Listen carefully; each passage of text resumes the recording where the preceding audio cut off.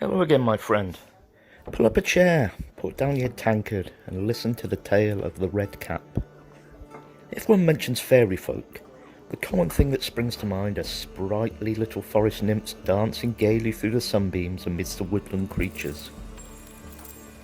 Seldom do we consider that there are subgenres of this cryptid species, let alone murderous, heinously violent kinds. Well, naturally, that's just the kind of fairy I'm going to tell you about.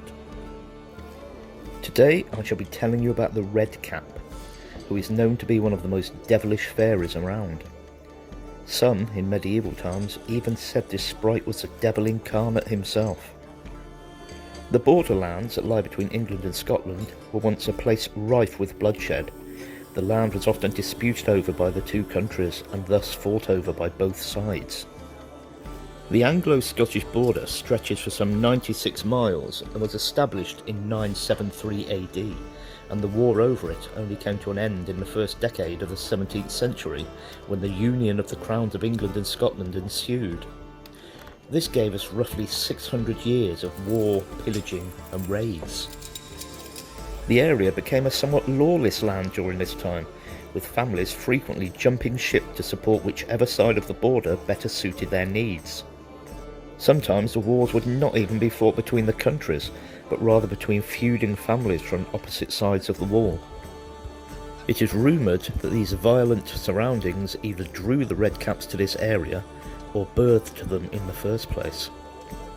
You see, the Red Caps were dependent on bloodshed for their survival. The Red Cap was a sinister being which took the form of an old man with iron shoes. He had long, unkempt hair, red eyes, thin fingers with nails like talons, and long teeth. As their name suggests, this creature dons a red cap at all times.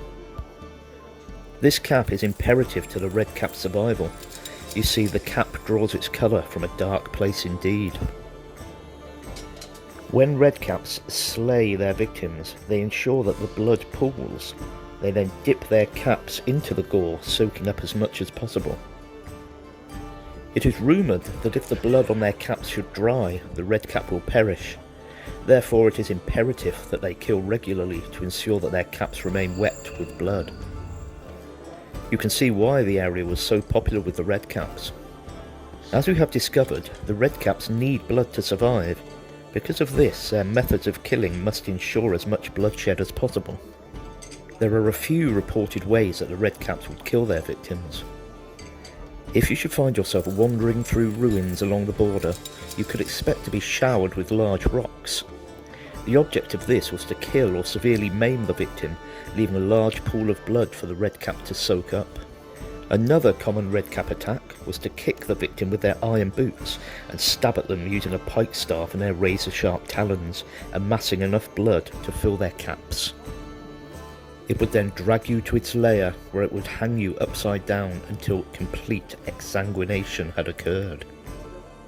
In some Irish recollections of the Red Cap, they are deemed to be vampiric beings, not only dousing their caps in the blood of their victims, but also drinking from the wounded human.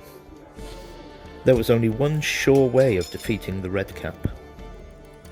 If someone recited the scriptures in front of him, or brandished a crucifix, he would scream in pain and disappear in a ball of flame, leaving one long ragged tooth behind.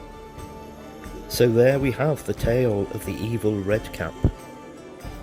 I trust the tale was to your liking? If so, please subscribe, like, and leave a comment below. Till our next meeting, take care and avoid ruins and rock showers.